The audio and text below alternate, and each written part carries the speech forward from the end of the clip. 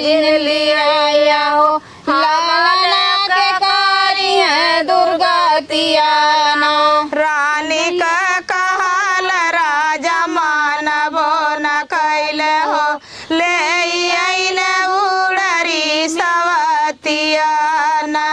लिए उड़री सवतियाना। रानी का कहल राजा मानबो न कैल हो ले अइले उड़री सवतियाना। लिए उड़री सवतियाना।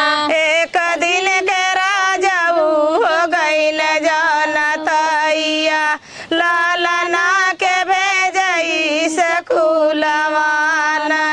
एक दिन राजा गईन ना हो ना तैया लालना के भेजऊ स्कूलवाना। एक दिन के राजवा हो गइल जनतैया लालना के भेजई स्कूलवाना।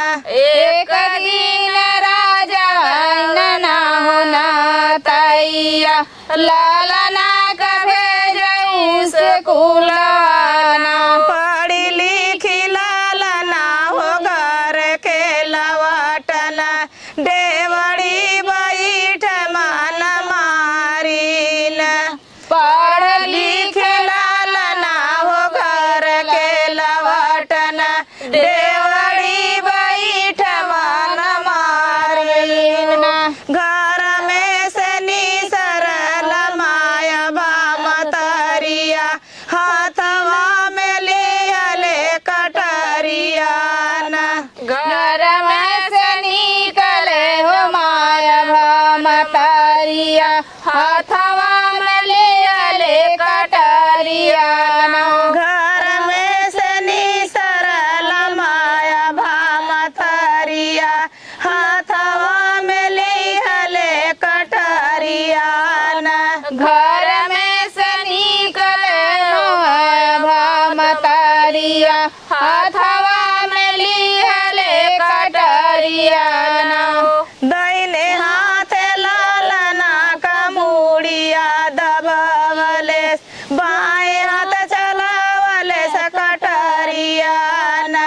दाहिने हाथ लालना का मुड़िया दबाइले बाएं हाथ चलाइले कटरियाना। दाहिने हाथ लालना का मुड़िया दबावले बाएं हाथ चलावले सकटरियाना।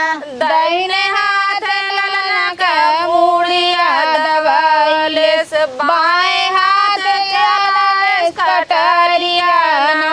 गोड़ काटी हाथ लाल का पुअरा चोरा सिर काटी गोड़ लाल का पुअरा चोरावले धजिया के रिन लेवा शिकारवाना।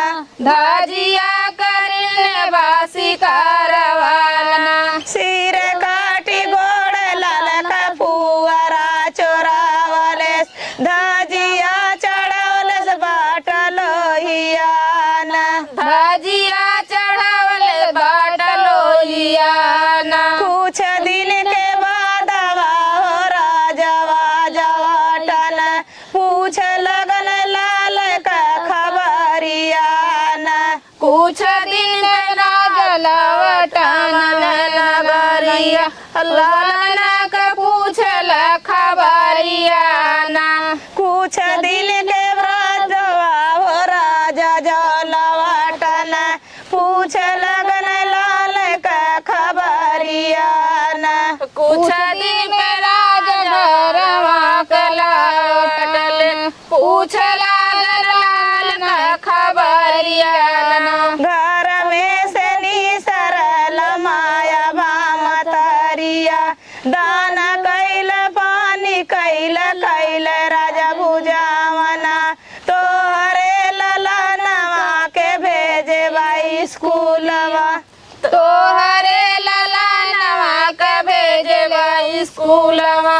हाथ गोड़ धोई राजा खर में टकरला पुअरा से निकलल लगिनियाना हाथ गोड़ धोई राजा घर में न गईले पुअरा से निकर लगिनियाना एक कावर खाइना दूसरा कावर खाइना पुअरा से नागिन पकार ले सना एक कावर खाइना तर कावर खाइना पुअरा से निकर लगिनियाना गोजिलिहन डंडा लिहन मार के नगिनिया छटकल का पुअरा से मुड़ियाना गोजिलियल डंडलियल मारने लगिनिया छटकलाल के पुअरा से मुड़ियाना